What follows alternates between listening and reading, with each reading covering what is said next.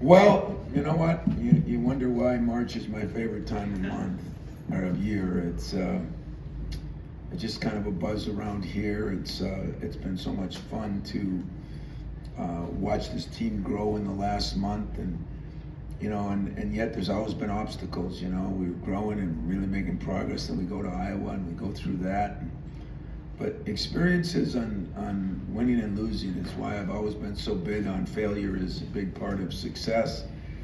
And I think kids are going to miss out on that. But failing at Iowa, if you were in our huddle in the last minute and 20 seconds, listening to the players talking about, don't give up a 3 to get down on a 2 and make sure we cut out at the free throw line and all the little things. I said it after. It was a player-coach team.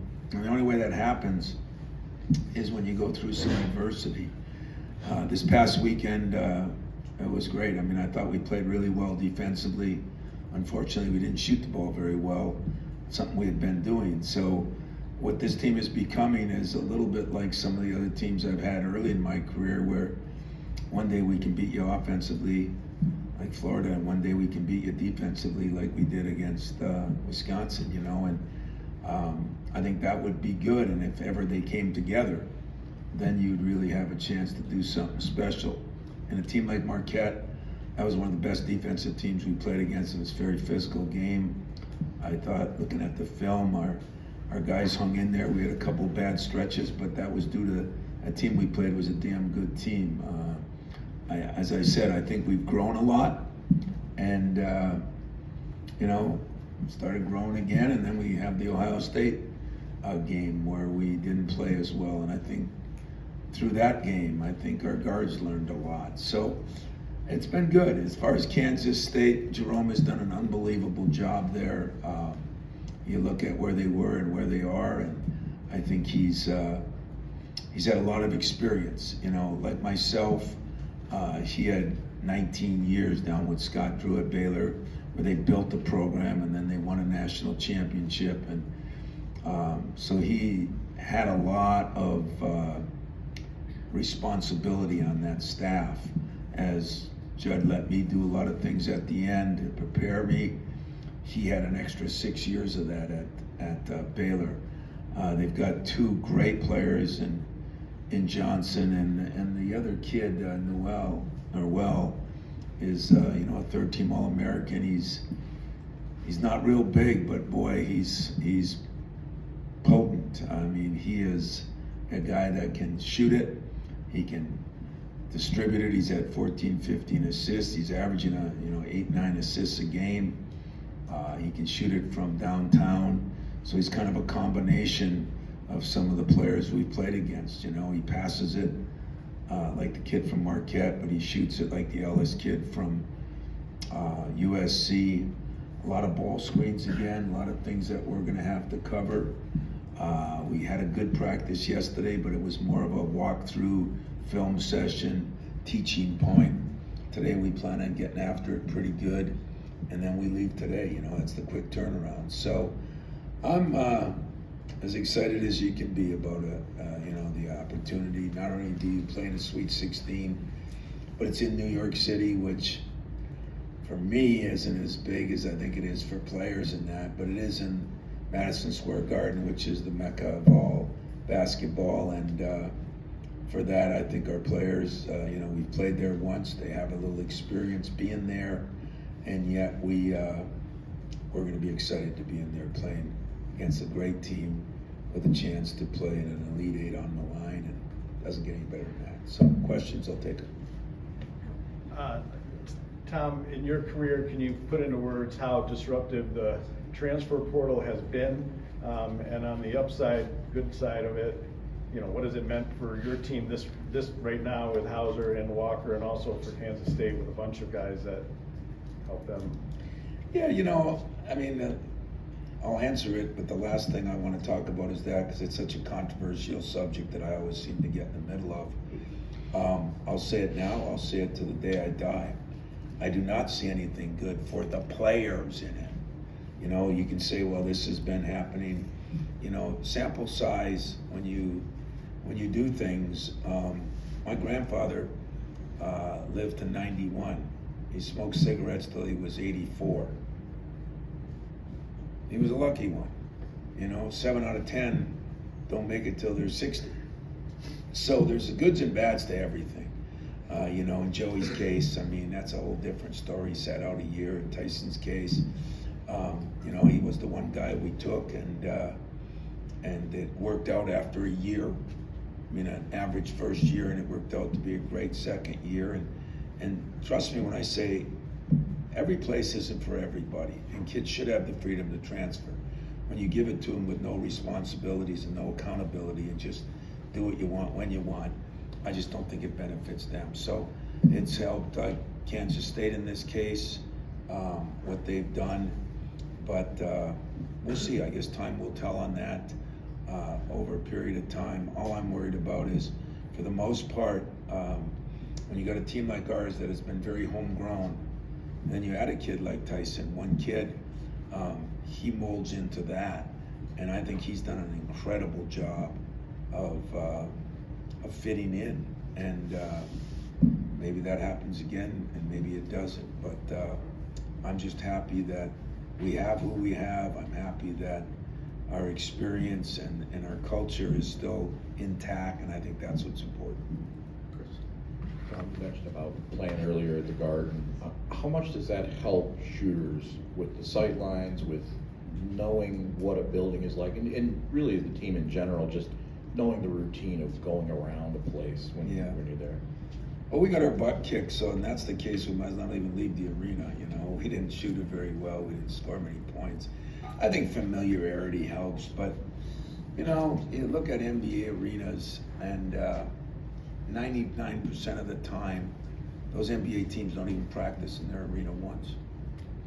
Just practice in their practice facility, go play in their arena. As I learned in Hoosiers, the court is 94 by 50. The basket's 10 feet high, the free throw line's 15 feet away. Whether you're in New York and somebody's selling you a fake Rolex, or whether you're in Iron Mountain and you're trying to figure out which farm you want to go to or which mine you want to go to, it's no different. And so I don't know. I'm glad we were there once, because not because of the sight lines and all that. There's just an aura of walking through those halls and seeing those pictures of all those actors and performers and boxers. I just love looking at that group and the great players. And I think it's more about the aura of it than it is the actual sight lines. I don't think anybody's going in there saying, ooh, it looks a little better here than there. And I don't know. You have to ask the players that. But my count on that, I know from the bench, doesn't look any different to me. You referenced this talking about the players in the huddle late and learning from the Iowa game. But in terms of teams that have kind of become, I don't want to say this the best way to put it, but they become what they are because of what they've gone through. Mm-hmm. And it's almost like one of those things, do you feel like they could be in this spot if they hadn't gone through all these things? And how important is that? Have you seen this team's been able to do that better than maybe so many other teams in the past, that you've been able to go through all that and it make you better and not have to beat you down, I guess? Well, that lends into the first question Larry asked. If you don't go through stuff, I was on a show today on ESPN with Jay Williams, and he said, I wouldn't be where I am today or what I wasn't for those first 2 years at Duke, when I was, getting told what to do morning, noon, and night. And I think that's what it's all about. If you don't go through some adversity, if you don't go through some problems, first of all, you don't enjoy the good times as much. But second of all, you're not prepared. Within a game, we were up 18-5 or something, then we were down 5. Those things are going to happen as they happen in life. If you've never been prepared for that, how do you handle it? So that's why I think, in life, the journey you go through, you better learn from the positives and the negatives of the journey and figure out how to deal with them and how to excel. And I think this team has done a damn good job of that. We go to the aircraft carrier without Jaden, and we kind of, I guess he came in at the end, but Malik gets hurt right after that. And then we go a period of time without both of them, and we take some lumps and against Alabama, kind of learn that our defense is important. And then, we had those crushing losses to Purdue at home. I had that big loss to Northwestern at home. Then we started going on a little bit of a run, and then you get the Iowa game. And all those things teach you that there's going to be ups and downs. We had the tragedy here. These kids have gone through a lot, and I think they've rebounded pretty well because they all been through some things together, some of them in the last 4 years, 3 years, or 2 years. And that is beneficial, I promise you. I know it's helped me. Jay Will said it helped him. I'm sure it helped each and every one of you guys. I hope the generations that are coming up figure out that it's okay to fail. It's okay to lose. It's okay to go through some tough times. Quoting all the people that I keep quoting, Bo Schembechler, those who stay will be champions. You got to do those things to be successful, and you got to do those things to be able to enjoy things. I mean, if you never failed, would be the difference in failure and success, So I feel so strong on that and so committed to that we'll see what happens. But this team has been through a lot, not anything, except the tragedy, not anything different than other teams. But they've kept getting up off the ground and dusting themselves off and figuring, got to become a better free throw shooting team than I was last year. Can't turn the ball over like we did last year. Can't suck in on dribble penetration and give kick out threes like we did at Iowa. And when I say they learn, I think what I love about this team the most is we learned how to take blame, take responsibility, take ownership. We all owned that Iowa game. I was mad that some guys dug down when I had said something.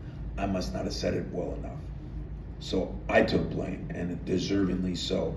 And I think when you can take blame, you can grow. And I think that's what this team has done.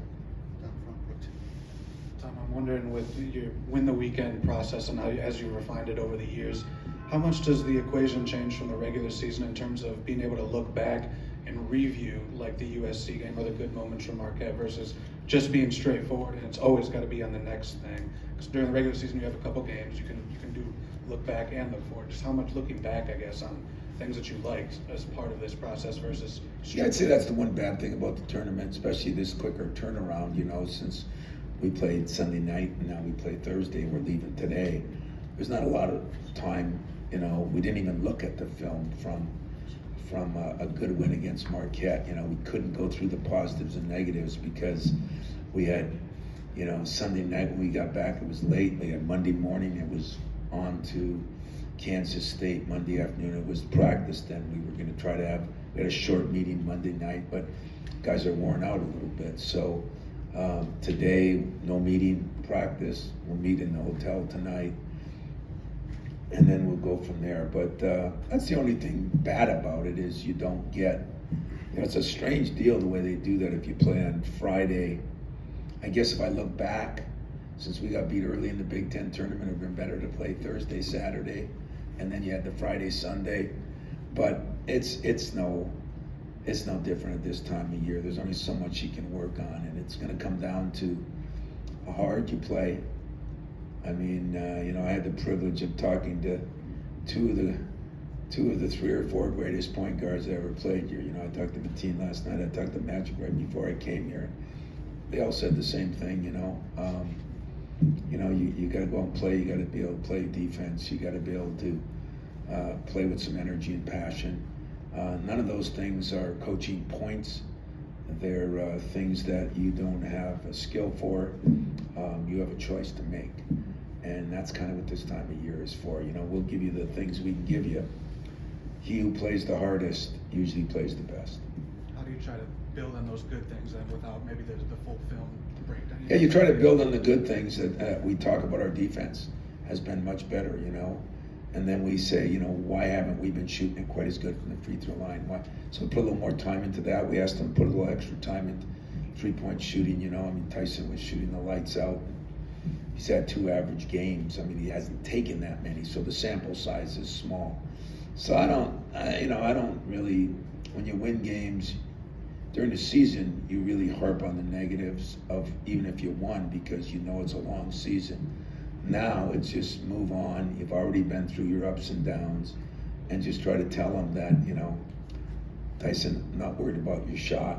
You know, you've been as good a shooter as we've had here in years. Just go shoot it. Joey's in a whole different spot, man. I mean, he is so wired right now. It's just been fun to watch, you know. It's been fun to see a guy almost want to give it up and then do what he did this year. I mean, that'll help me in my coaching no matter how many more years I do it, because you get to see those kind of things happen.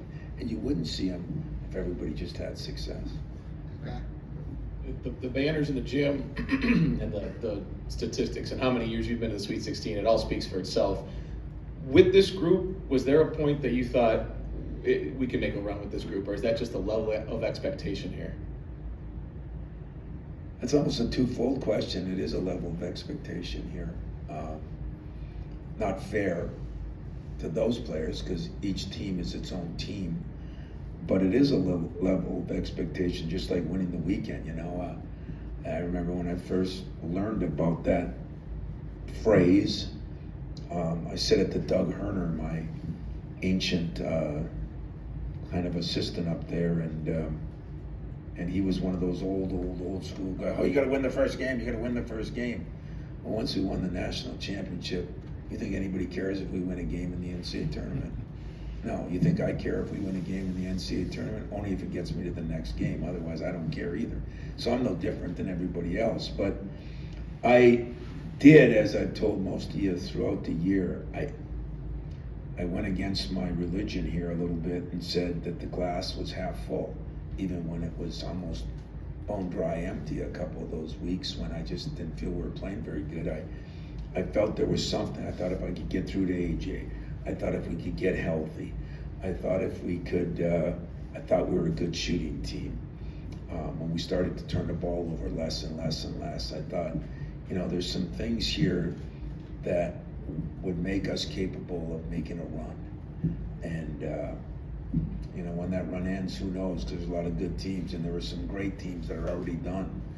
But I did feel this way most of the year, through highs and lows and everything else. And, I mean, we lost some games, Purdue here, Northwestern here, Michigan there, Illinois there, that I felt we played off Gonzaga awfully well and just didn't finish it. So I just said if we can tweak this and tweak that and get them to buy in, and now they've started to take ownership in their team. And that is, the process has been a little longer than I would have liked, but that's what happens when you got guys that have been through some wars over the years and some disappointments. And when people say, well, you were out, you know, the first weekend here and you know, it's been such a zoo to figure out. You know, I still say in that 3 years ago, I think we were a Final Four team, and I think we were playing like one. 2 years ago, we played UCLA, and I mean, we're 13 up, and we lose it on a missed free throw cutout, and they go on to go to a Final Four. Who knows what we would have done, even though I didn't think we were a great team. That's what happens in the tournament. They got a break, somebody got beat, and they moved on. And then last year, you know, we ran into Duke. We were 5 up in the last 3-4 minutes and just didn't finish it. You know, probably the better team won, but we've been knocking on the door. So I think our guys know that we're good enough. We just got to do some of those little things that we haven't been doing, and that's where this year has come in good. We've shot better from the free throw line. We've done a better job turning the ball over. Defense has been a little up and down. Offense has really been a lot better most of the year. So hopefully we put it all together. And if we could ever get our offense and defense together in this tournament, I think we'll play another game. In the back, Fred. Little guy back here. You've always been good about calling other coaches, even your competitors. I know you talked to Painter the other night after you lost. Do you feel at all, being the last champion from this conference, that you're carrying the banner for the Big Ten? And have you heard from your other comrades at all wishing you luck and saying, hey, go win one for us. Yeah, I have. I've heard from most of the coaches in the Big Ten, to be very honest with you, and because, like for me, nothing means more than Michigan State for me. Second on the list would be the Big Ten Conference, because it's been good to me. I've been a part of it. I believe in it. I love the academic situation we have here. I love the fan bases we have in the Big Ten. There's so many things we have here that are special. The one thing that we don't have is we have not won a championship since ours too many years ago. And I myself have been in 3 Final Fours or 3 for sure with another Big Ten team. That means half the field was a Big Ten team, and we didn't get it done. And there's a million different reasons. I think like this year, one of the problems are when we beat the hell out of each other. I don't think it wore us down. I just think it put us in a position where everybody's a 7, 8, and 9 seed. Well, that's the toughest place to be in. You'd almost rather be a 12 seed and play a 6 and then play a 3. It's like 1 and 2 are really the toughest ones to get around usually. Not many people beat the 1 and 2 seeds most of the time, exception to the rule this year. So I think that's what's happened. I think we had 4 or 5 of us that were 7, 8, and 9, right? And so you got a tough second game usually. And but I don't think it's style of play and all the things people say. It all comes down to matchups. And do I feel pressure? I feel pressure every day. As they say, pressure is a privilege. I mean, if we weren't playing, I'd have no pressure on me. If the Big Ten had won a bunch of them, there'd be no pressure. There is good pressure. And I think, I know I got a lot of guys in our league that are competitors most of the time that are probably pulling for us for a variety of reasons. And that's all good, it really is good. And I feel bad that 6 other times we've been there and haven't been able to get it done. But you keep knocking on that door, man. Someday, Cinderella, that slipper fits someday, and we just got to keep knocking on it. You got time for a couple more? Good, will you? Tom, right here. Not to revisit the portal thing, separate from that, but what did you see in this team and your players that made you feel good about going with these guys and sticking with these guys? Yeah, listen, there is going to be, when I say the portal is not all bad. I mean, you have to, like I said, every place isn't for everybody. What to me is bad about it is the fact that every kid who has a bad day just thinks about leaving. And at this level, if you're half in, you're nowhere. That's what I think is bad. So let's get that straightened out first. But what I believed in this team, Marty's had an up and down year, his first year, the injury, and then the COVID year, you don't get any better. I mean, everybody's been through some of that. We stuck with him because of the way he ended that game. We believed that would be more the way the year went. And it's not been perfect, but if you're around him and every day you got a warrior that's gonna go to war for you, and sometimes those guys pan out better, we could have gone in there and tried to, we didn't know what Joey was going to do. We didn't know what Malik was going to do, and was AJ going to come around? But you just have a feel. And, I've told them a bunch of times that my assistants tell them all the time, he believed in you. And that's why he didn't do that. But if I was a player, I'd be saying, I must have believed in him and the program, or I would have left. So it works both ways.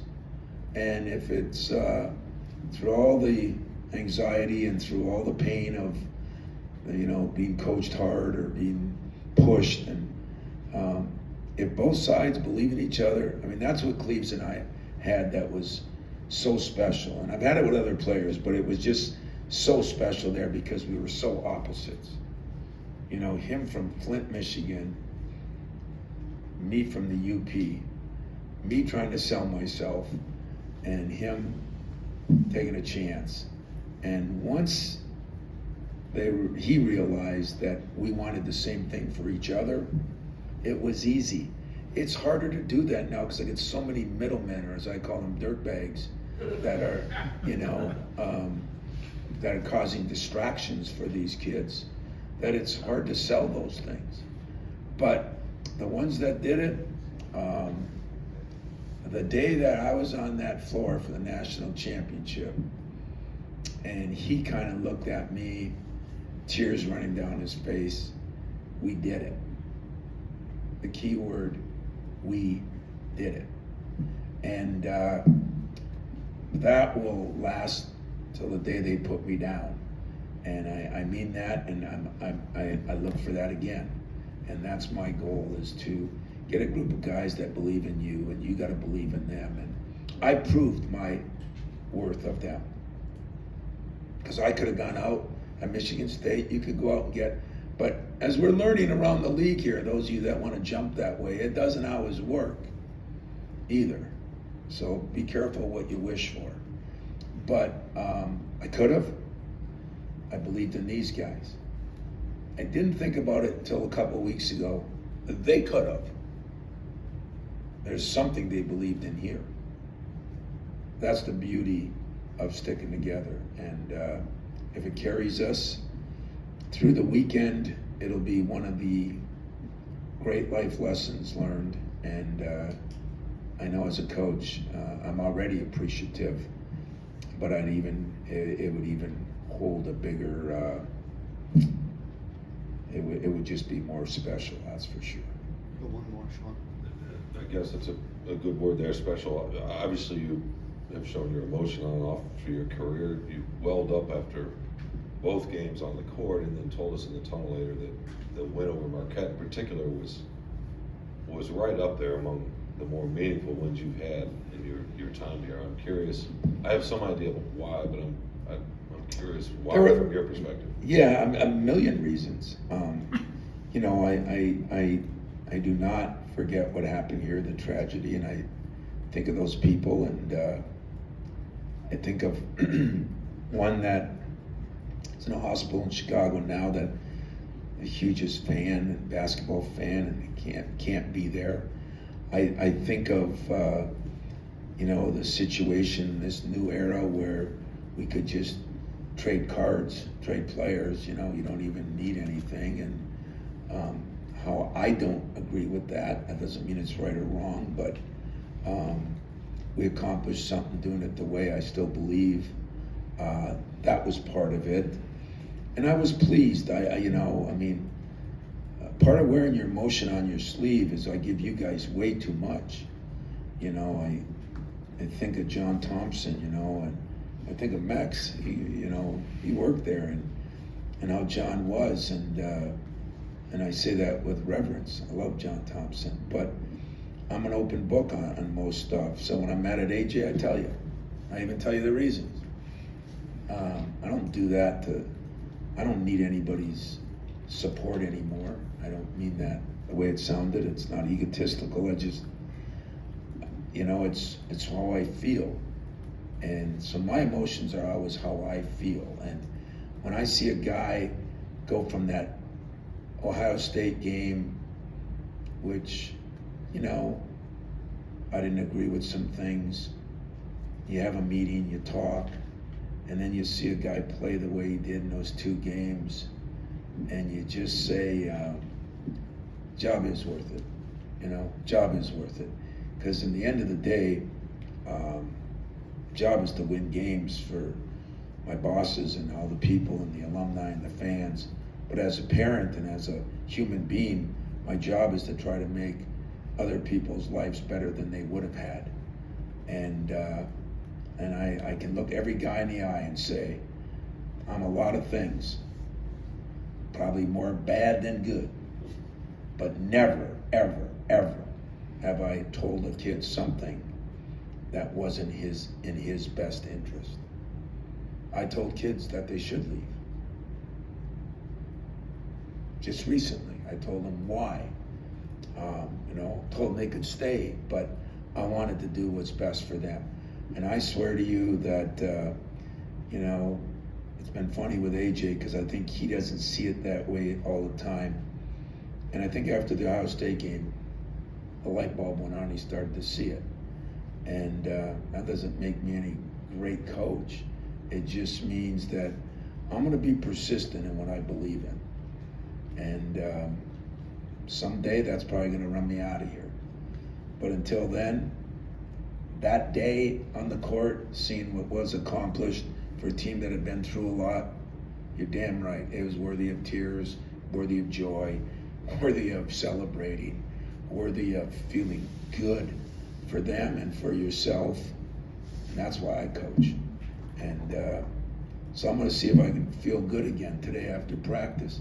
Because with 17 to 19 to 20-year-olds, it kind of goes like this a little bit, guys and gals. And yet I'm gonna do that, and I'm gonna push just as hard today because it ramps up now. We start practice. We're playing the New York. Here we come, and I'm looking forward to it. I'm looking forward to try to get them someplace that maybe a lot of them question whether they could get to. That's what leadership and coaching is all about. And at the other side of it, they're taking me there too.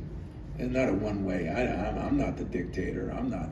I don't go nowhere without them.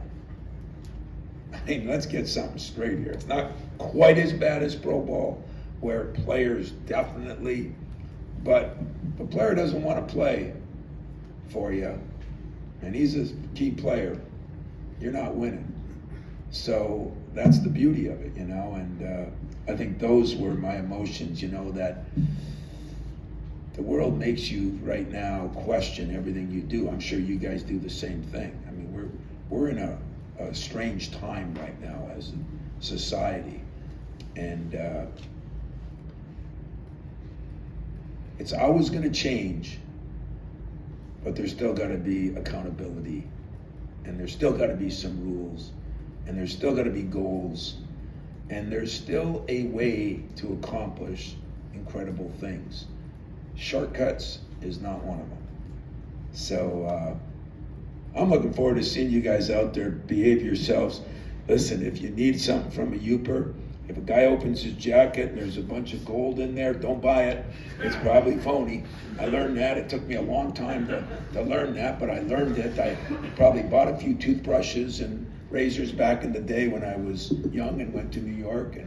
But now I'm a veteran. I tell my players what to do. They probably won't listen as long as they listen on the court. Hey, they got NLI money. Go waste it on that fake Rolex as far as I'm concerned. All right? Thanks, everybody.